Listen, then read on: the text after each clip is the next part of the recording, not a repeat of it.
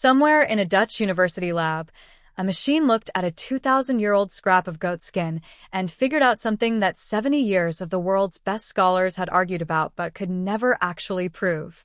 It didn't read the words. It looked at the handwriting. And it found a second person hiding inside a manuscript that everyone thought was written by one man alone. That discovery is real, it's published, and it's only the beginning of what artificial intelligence has started pulling out of the most famous set of ancient documents on Earth.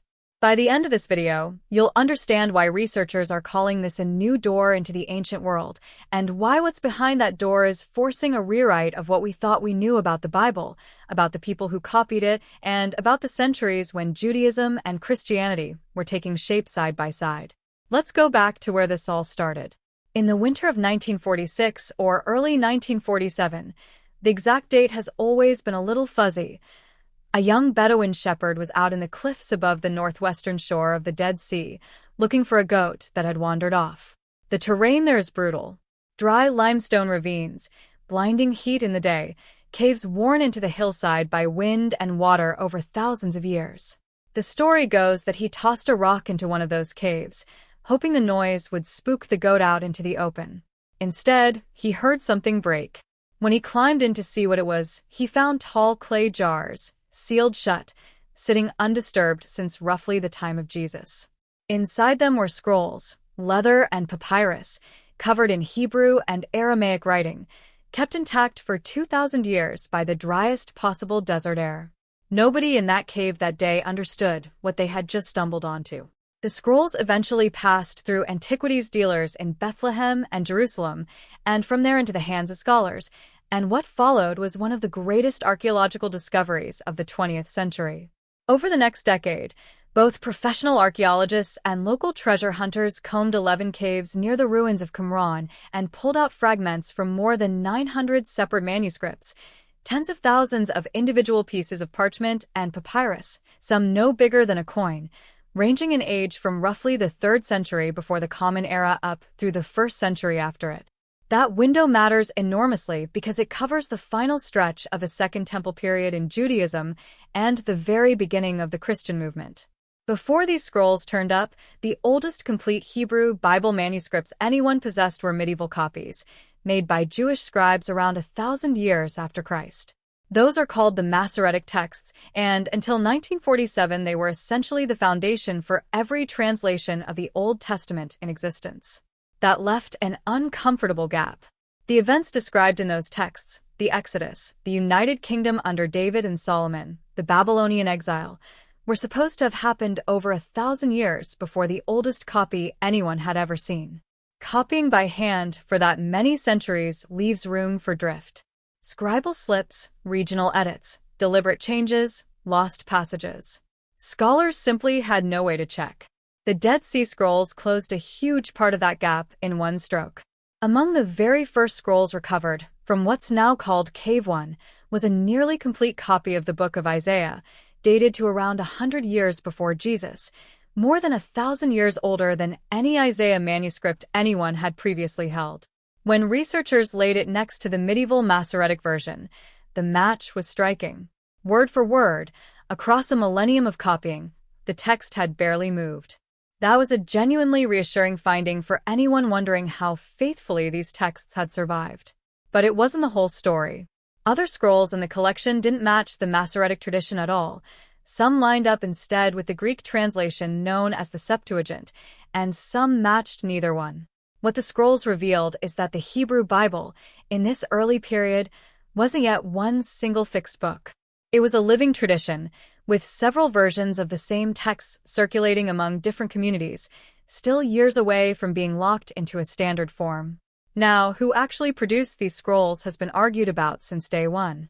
The long-standing theory ties them to the Essenes, a strict, communal Jewish sect mentioned by ancient writers like Josephus and Philo, a group that reportedly rejected the Jerusalem priesthood as corrupt, lived by intense purity rules, and expected an apocalyptic showdown between good and evil. The ruins at Qumran, right next to the caves, do look consistent with that kind of community. Ritual baths, communal dining spaces, and a room that many archaeologists have interpreted as a scriptorium, a place built for copying manuscripts. One of the key non-biblical texts found in the caves, called the Community Rule, describes exactly that kind of tightly organized, separatist religious group. It's a tidy theory, and it's the one that's stuck in the public imagination. But plenty of scholars have pushed back over the decades. Some think the scrolls weren't produced at Qumran at all, that they were a library evacuated from Jerusalem and hidden in the desert as the Roman army closed in during the Jewish revolt of the late 60s CE. Others think the caves held material from several different groups over a long stretch of time, not one single sect. And honestly, traditional scholarship, close reading, comparing handwriting by eye, weighing historical context, hit a wall. The manuscripts are too fragmentary, the sample too large, and human judgment about something as subtle as handwriting is just naturally subjective.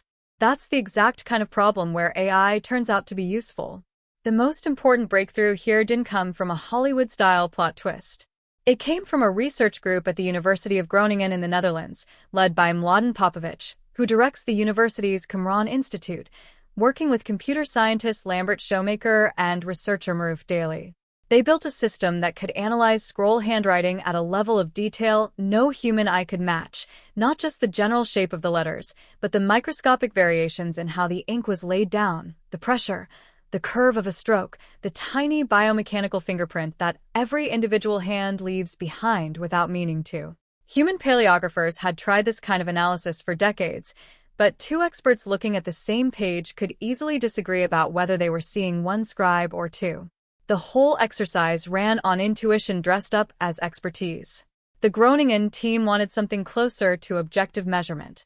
They started with the single most famous manuscript in the entire collection, the Great Isaiah Scroll, the longest and most complete of all the Dead Sea Scrolls, over 7 meters of stitched-together sheets covering 54 columns of Hebrew text. For most of the 20th century, the working assumption was that one scribe wrote the whole thing. The handwriting looked consistent from beginning to end, at least to the naked eye. Some scholars had floated the idea of two writers, but nobody had ever been able to point to solid evidence for it. When the Groningen team's neural network analyzed the full scroll letter by letter, without being told in advance what to look for, it split the columns into two clearly distinct statistical groups, one covering roughly the first half of the manuscript, the other covering the second half, with the transition falling right around column 27, which also happens to be exactly where two separate sheets of parchment were physically stitched together. In other words, the software independently rediscovered a seam that had been sitting there in plain sight for 70 years, at a spot where scholars had noticed a subtle shift in spelling and left blank spaces, but had always chalked it up to one tired scribe changing his habits, mid-project rather than a second person picking up the pen. The AI didn't get fooled by that near-identical handwriting the way people did. It found the equivalent of a fingerprint switch. As Popovic put it after the results came out, after 70 years of study, this finally let researchers shake hands with the actual scribes through their own handwriting, not knowing their names, but knowing, for the first time, that there were two of them, likely trained in the same school, working close enough in style that no one trained eye could ever have told them apart. That single result reframes how we should picture the people who made these scrolls. It's not one solitary scholar hunched over a table in a cave for years. It looks a lot more like an organized effort, a team, a workshop, maybe even something closer to an ancient publishing operation where scribes trained together, matched each other's style deliberately, and split up the labor on a project as big as copying the entire book of Isaiah. That has implications for the whole Qumran community. If a manuscript this significant was a group project, then the picture of an isolated handful of ascetics quietly copying scripture in solitude starts to look incomplete. This was infrastructure. This was a community organized enough to train scribes, coordinate their output, and maintain consistency across a massive undertaking. And the handwriting analysis didn't stop there. The same underlying approach, teaching a machine to recognize the individual, almost involuntary signature in someone's stroke work, has since been pointed at the much bigger problem of dating the scrolls themselves. This is where the research gets even more recent and even more disruptive. In 2025, the same Groningen-led team, working with the Israel Antiquities Authority and a wider international group of scholars, unveiled a new AI model they nicknamed Enoch, after the ancient figure credited with one of the pseudepigraphal texts found among the scrolls. For decades, dating individual manuscripts had relied mostly on paleography, essentially expert guesswork based on comparing letter shapes to a small set of other manuscripts with roughly known dates, combined with radiocarbon dating, which is accurate but destructive, since it requires cutting a physical sample out of an irreplaceable ancient document. Enoch was trained on 24 freshly radiocarbon-dated fragments alongside detailed geometric data extracted from digitized images of the ink traces themselves, and it learned to predict a manuscript's age from handwriting alone, with an average uncertainty of only about 30 years, tighter than radiocarbon dating manages on its own for this period, and without destroying a single fragment. What Enoch found was not a minor correction. Roughly 80% of the time, its date estimates came out earlier than what human paleographers had assigned, and in some individual cases the gap was substantial. One manuscript containing verses from Ecclesiastes had been dated on handwriting grounds to somewhere between 175 and 125 BCE, and Enoch pushed that back to a window of 300 to 240 BCE, more than a century earlier than anyone had assumed. Across the wider set of scrolls tested, some manuscripts came out 50 to 150 years older than the conventional estimates. That's not a rounding error. It suggests certain Hebrew script styles were already in use earlier than scholars believed, and that two different styles of script, the Hasmonean and the Herodian, may have overlapped and coexisted for longer than the old timeline allowed, rather than cleanly replacing one another in sequence. Popovich has described the result as opening something like a time machine into the ancient world. It doesn't rewrite the Bible's content, but it does start to rewrite the timeline of who is writing, when literacy and scribal training were spreading through Judea, and how quickly religious ideas could have moved between communities in the centuries before and after Jesus. Not everyone in the field is fully convinced yet, and that's worth saying plainly, because a responsible look at this story has to include the pushback. Some scholars have pointed out that the AI's training set was still relatively small. 24 radiocarbon-dated fragments isn't a huge sample to build a model on, and that earlier radiocarbon results from the scrolls have their own complicated history, including contamination from castor oil that conservators used decades ago to make faded text easier to photograph, which skewed some early carbon dates younger than they should have been. Newer sample preparation techniques have cleaned that up, and the researchers behind Enoch used the improved data, but the broader scholarly community is still working through exactly how much weight to put on the new dates, case by case. That's normal science. A single study, even a well-designed one, doesn't get the final word. It gets tested, argued over, and either reinforced or narrowed down by everyone else in the field.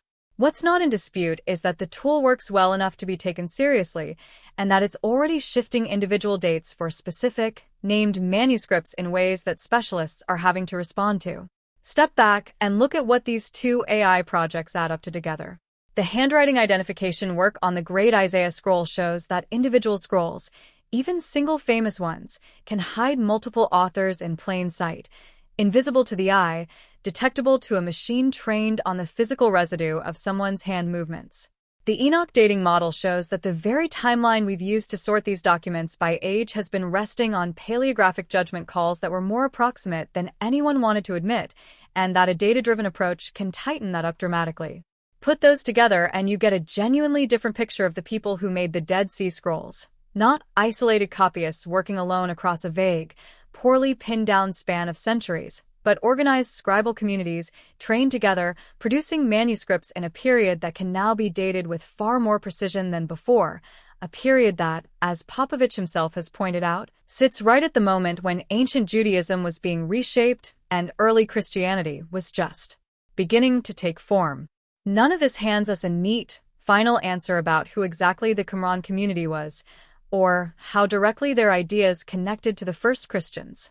Those questions are old, they're contested, and honest scholars are still working through them the same way they were before any of this AI research existed. What's changed is the quality of evidence available to argue with. For 75 years, researchers were stuck comparing letter shapes by eye and trusting their own trained intuition, which is exactly the kind of task where two experts can stare at the same page and walk away with opposite conclusions. Machine learning doesn't replace that expertise. Both of these projects were built by biblical scholars and computer scientists working side by side, but it gives that expertise a sharper, more consistent instrument to work with. A shepherd chasing a lost goat opened a window into the ancient world in 1946. Machines built decades after his death are the ones finally showing us how much detail was sitting in that window all along, waiting for something precise enough to see it. If you found this as fascinating as I did, let me know in the comments what you'd want machines to go digging through next. There's still tens of thousands of scroll fragments out there that haven't gotten this kind of treatment yet. And if you want more stories like this, where old mysteries meet new technology, make sure you're subscribed, because this is exactly the kind of thing we dig into here.